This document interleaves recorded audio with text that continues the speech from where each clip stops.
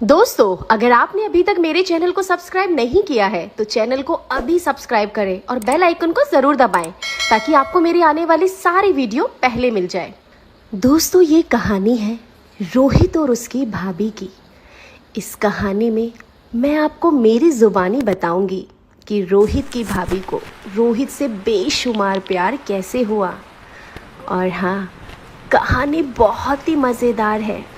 अगर कहानी का सच में मज़ा लेना चाहते हो तो कहानी को बिना काटे पूरा सुनिएगा। तो चलिए कहानी को शुरू करते हैं। रोहित कहता है, मैं 26 साल का हूँ, मैं आगरा का रहने वाला हूँ। कुछ समय पहले मैं पार्लर में काम करता था, लेकिन मैंने अब वह काम छोड़ दिया। अगर मैं और अपने बारे में बताऊँ तो मैं थोड़े गठीले शरीर का हूँ और 6 फीट के करीबन मेरी हाइट है। और मेरे पड़ोस में बहुत ही अच्छा परिवार रहता है। मैं उनके बारे में आपको अच्छे से बताता हूँ। उनके परिवार में मेरे अंकल जो 56 साल के हैं और आंटी जी 52 साल की है, भैया जो 38 साल के और भाभी जो 35 साल की है, और दीदी हैं जो 28 साल की हैं। और दीदी की शादी 19 अप्रैल 2021 को थी। और अंकल आंटी ने मुझे शादी से 20 दिन पहले ही बोल दिया था कि रोहित, तू अपने ऑफिस से 1 तारीख से छुट्टी ले लेना क्योंकि तेरी दीदी की शादी 19 अप्रैल को है। दीदी मुझसे 2 साल बड़ी थी तो मैं उसे बड़ी दीदी ही बुलाता था। पूरे परिवार के लोग मुझे अपने बेटे जैसा मानते थे। और जैसे कि अंकल आंटी ने बोला था 1 तारीख से छुट्टी ले लेना, तो मैंने वैसे ही 1 तारीख से छुट्टी ले ली और शादी के कामों में हाथ बटाने लगा। जैसे जैसे शादी के दिन करीब आ रहे थे वैसे वैसे रिश्तेदारों का आना शुरू हो गया था। उन्हीं रिश्तेदारों में भाभी की एक बड़ी बहन थी। उसका नाम प्रीति था।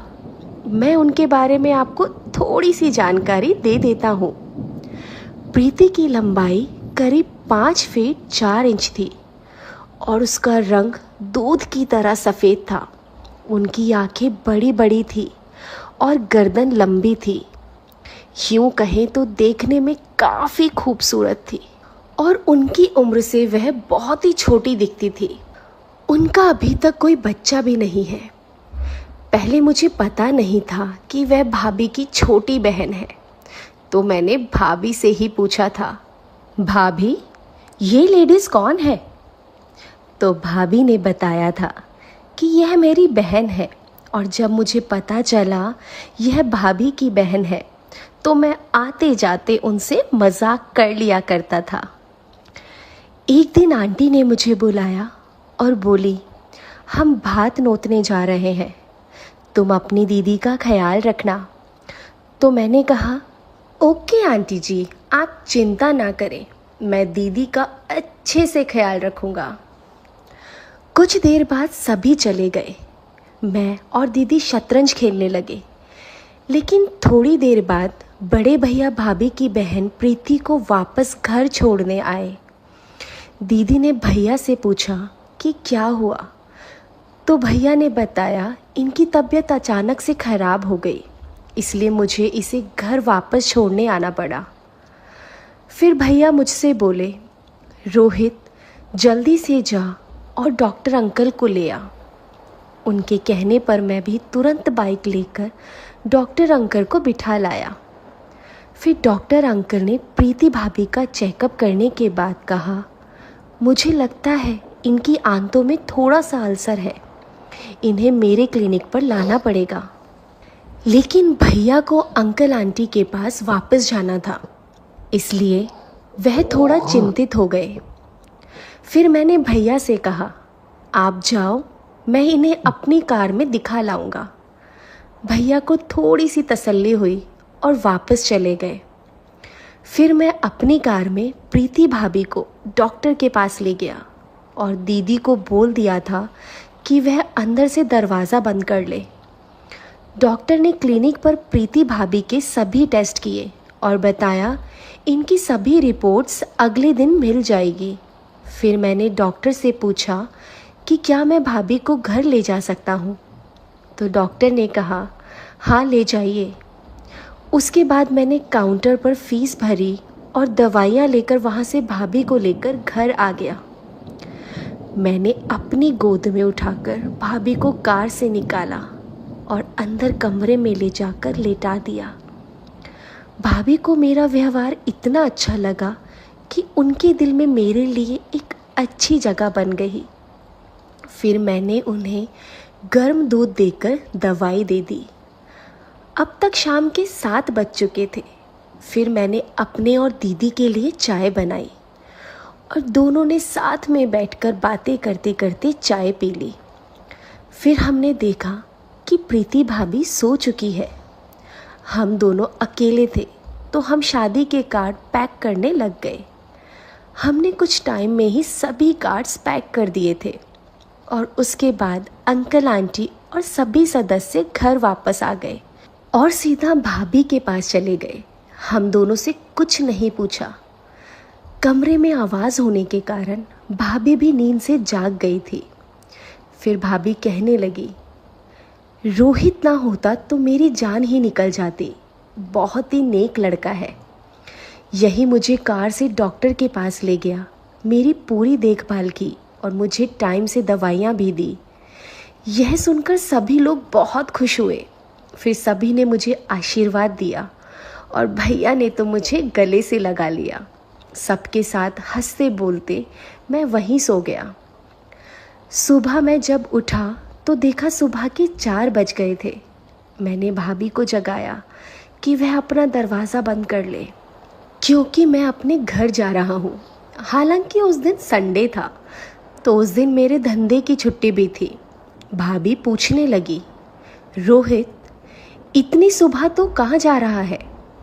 मैंने भाभी को बताया, भाभी मैं इतने दिन से यही हूँ, मेरे घर पर धूल मिट्टी हो गई होगी, मुझे घर की सफाई करनी पड़ेगी। वैसे भी मैं कई दिनों से अपने धंधे पर नहीं गया हूँ। आपको तो पता ही है मेरा धंधा क्या है। अगर काम नहीं करूँगा तो कैसे चलेगा? फिर भाभी ने पूछा, तुम कितने बजे फ्री होगा? मैंने कहा 11 बजे फ्री हो जाऊँगा। अगर आपको कोई काम हो तो आप बता दीजिएगा।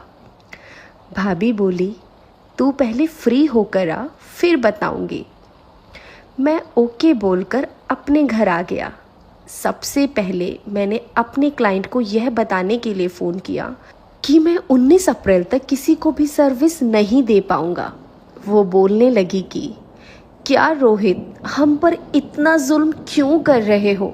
यहाँ मैं बहुत बोर फील कर रही हूँ और ऊपर से तुम कह रहे हो 19 अप्रैल तक काम नहीं करोगे। फिर बोली, तुम एक काम करो, तुम आज मेरे घर आ जाओ। आज मैं घर पर अकेले हूँ। तुम जितने पैसे मांगोगे मैं उतने पैसे दूंगी। तो मैंने कहा, चलो ठीक है, तुम इतना बोल रही हो तो मैं आ जाता हूँ।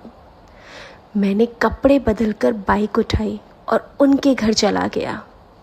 वो मेरा अपनी एक सहेली के साथ बड़ी ही बेसब्री से इंतज़ार कर रही थी। उसकी सहेली मुझे कुछ ज़्यादा ही छोटी लग रही थी। मैंने पूछ ही लिया, ये कौन है? उसने बताया, ये लड़की मेरी एक तरह से सहेली ही है। बेशक इसकी उम्र कम है, लेकिन मेरी और इसकी बातें बहुत ज़्यादा मिलती है, इसलिए तुम भी इसे सहेली ही मानो। इसने आज तक कभी भी ऐसा कुछ नहीं किया है। मैंने कहा, बस बस मैं समझ गया। फिर मैंने दोनों ने जो बोला, जैसे बोला वैसे ही काम किया और 1 बजे मैं अपने घर वापस आने लगा। मेरे घर के पीछे एक प्लेग्राउंड है जिसमें कुछ लड़के क्रिकेट की प्रैक्टिस कर रहे थे।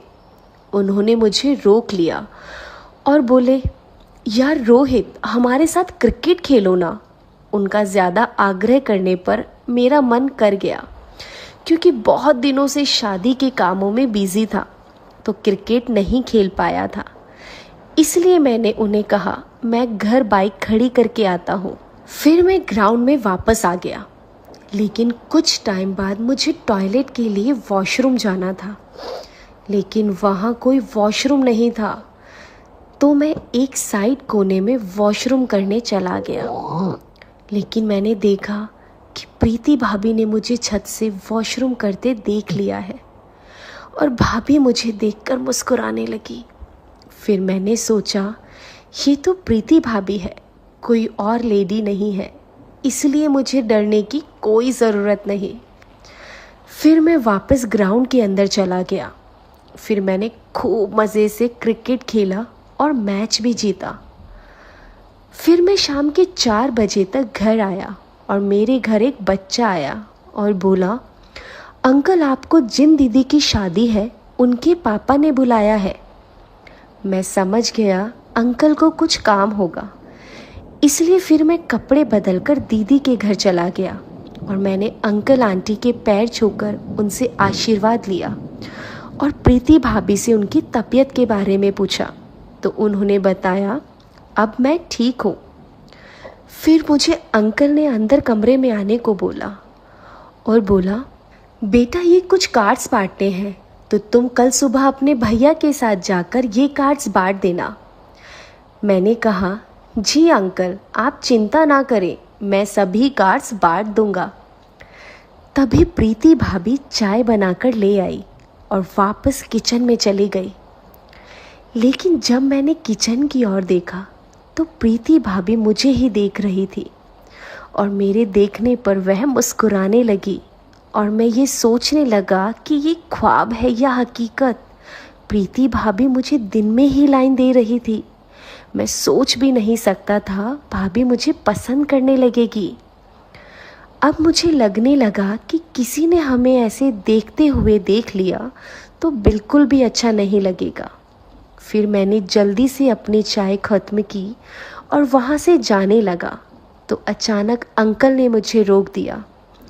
मैंने कहा, अंकल मुझे घर जाना है, कुछ काम है, मैं बाद में आऊँगा। आप कार्ड्स के बारे में बिल्कुल भी चिंता ना करें, मैं सुबह भैया के साथ जाकर कार्ड्स बांट दूंगा। अंकल बोले, ठीक है भाई जाओ। उसके बाद मैं वहाँ से निकल ही रहा था, तभी प्रीति भाभी मेरे पास आई और बोली, आज रात को कहाँ सो रहे हो आप?